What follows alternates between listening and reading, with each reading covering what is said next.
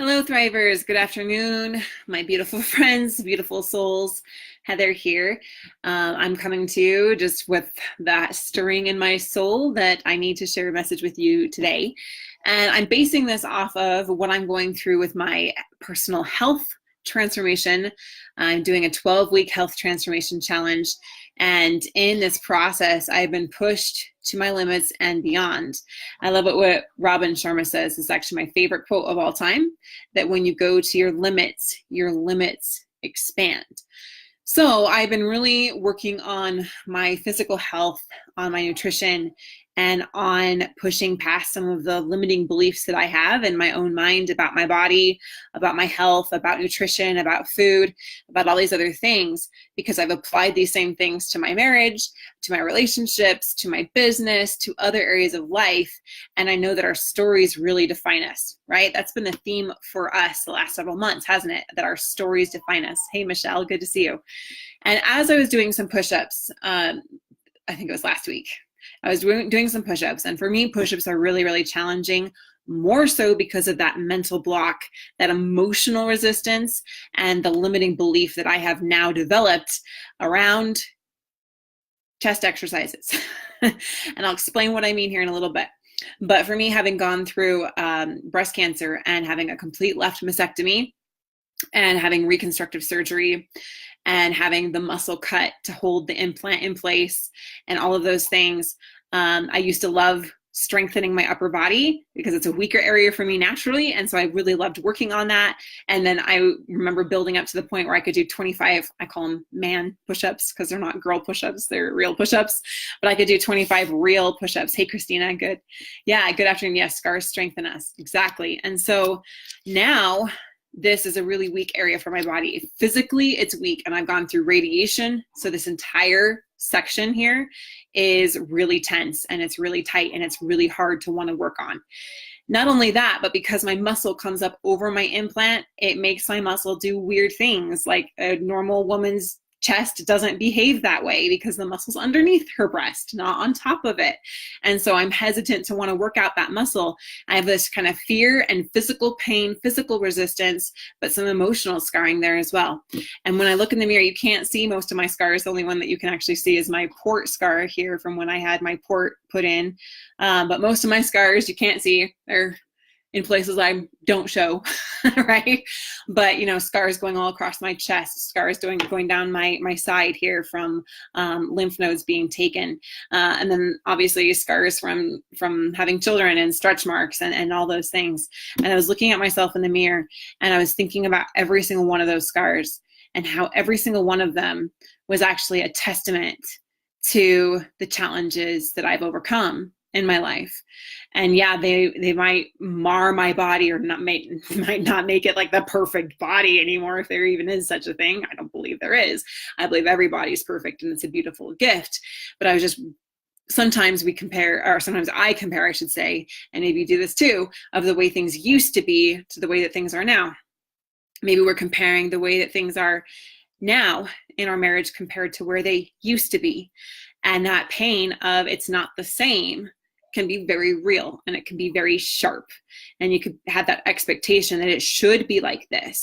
And so that expectation that it's not like that causes us emotional pain. It causes anxiety, causes depression. So we got to watch our shoulds, right? We're shoulding all over the place. I like what Tony Robbins says, that we should trade our expectation for appreciation, and we change our life. And so I was looking at those scars, and I was realizing every one is a testament to the battles that I've won in my life, the battles that I've won against all the odds. I was given a 6% chance of even being alive still. I'm about to come up to my 5-year anniversary here. I was given a 6% chance that I would even make it this far. And so really, the scars, they could either crumble me and bring me down and remind me of all that I've lost, or they can be a testament to the strength of everything that I've gained. And then I thought about this vase here. Is one of my very favorites. It's by my great uncle, was a famous Western artist back in his day. And he gave this vase to my mother, and she had it in her home growing up.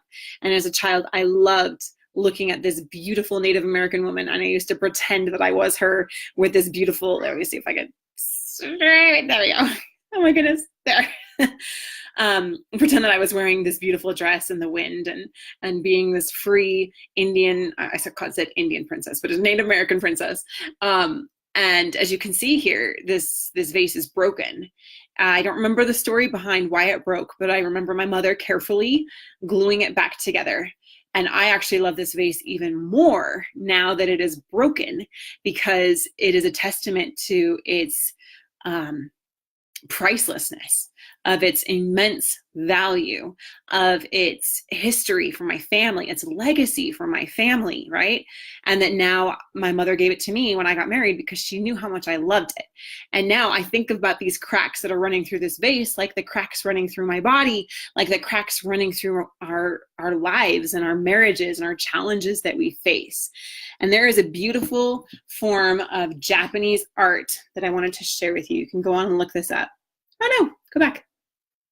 All right, so it's called kintsugi. I don't know Japanese, sorry. My dad's fluent. He lived there for 2 years. Kintsugi or kintsutorgi, oh my goodness, kintsutorgi or something. But it's a centuries-old Japanese method of repairing pottery with gold. So they take these broken shards of pottery, kintsugai, or kintsukurai, which means golden repair, is a centuries-old Japanese art of fixing broken pottery with a special lacquer dusted with powdered gold, silver, or platinum. Beautiful seams of gold glint in the cracks of ceramic ware, giving a unique appearance to each piece. And so just take a minute there and examine. You might feel like your life is broken right now. You might feel like your marriage is broken. But I can promise you that the things that we think are breaking us actually can make us stronger and more beautiful than what they were in its original state. One thing that we do here as a company here at High Thrive is that we actually celebrate when things break. Okay, you know, we're an online company, we're one of the fastest growing online marriage resources, and things are breaking from the growth, right? Sometimes our support reached max capacity, and so that broke. Sometimes we have communication breakdowns in our business. Sometimes we have tech problems. Oh my goodness, tech happens, right? And so things break. And one of my mentors has told me, Heather, celebrate every time something breaks. It's actually a really good and beautiful thing, because every time something breaks, you know that you're growing, you know that you're progressing, and you now have the opportunity to improve, to grow, and to strengthen. So actually every single month as a company, we meet together and we celebrate what broke, right? And what a beautiful way to frame our expectation around failure and success, and actually be looking for things to break, actually be celebrating when they break, and then celebrating making them stronger and more beautiful than ever before. And so my encouragement to us all today is to think about the things that we think are wrong with our lives, the things that are wrong with our spouse, the things that are wrong with our marriage, and recognize that we can take those things that are broken and we can make them truly stronger than before and more beautiful than they were before. And when we look back, we can realize, yeah, it hurt bad. Like, it was the hardest thing I've ever done. It was the hardest thing I've ever done, but it allowed me to become who I am today. I learned from those experiences. I learned from those challenges, and it hurt me. It hurt my spouse. It hurt our family. But look at where we are now. We're so much better because of it. And you can actually bless the things that are the hardest for us as we're going through them, even in the moment. So I hope that this resonates with you. Hey, Jennifer. Hey, Denise. Oh, yes, you're absolutely welcome. I'm glad to be of service to you at all. And I would just like to encourage anyone who is in the process of your marriage breaking, of you are maybe in the process of separation or divorce.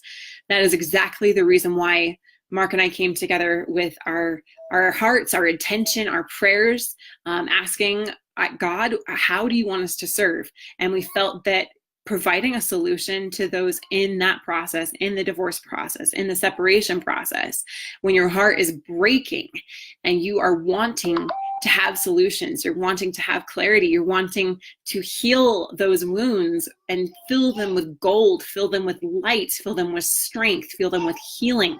And so that is why we created our Divorce Cure program. And today is actually, we're going to be closing doors early. We were planning to keep it open for about 4 more days, but we're actually reaching max capacity. So if this resonates with you and you feel like, yeah, I would like to be able to have those solutions, I would like to find that healing, not only for my marriage, but within myself, because I feel broken and I want to feel whole. I want to feel like this is for my good. So if you want one of those very last spots, we will be closing doors tomorrow. They are closing early. Go ahead and just leave a comment, say me, say yes, please, say fix me with gold. I don't know, whatever you feel like is your declaration to the universe and to yourself, that you want to allow these challenges to strengthen you, to bless you, and to make you even more empowered, even learn the skills that you haven't learned, and ultimately an even better version of yourself. So I appreciate you all. I hope you have a fabulous day. Awesome, Shannon. So glad you could join me. I appreciate you all. And just know that these challenges, they're not here to stay. Like the scriptures say, it has come to pass.